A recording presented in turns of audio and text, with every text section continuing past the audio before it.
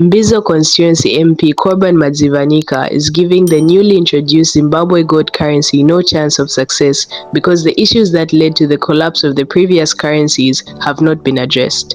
Welcome back to Zim News Live YTS, where we give you latest updates about what's transpiring in Zimbabwe. Before we go any further, don't forget to like, subscribe, and turn on the notification bell so that you don't miss any updates from our channel.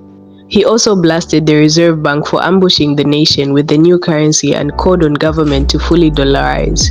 Madzivanika said there is no confidence and trust in the currency, with government itself being the biggest culprit by refusing to accept it in the payment of passports, birth certificates, electricity, fuel, taxes, and duty at the border.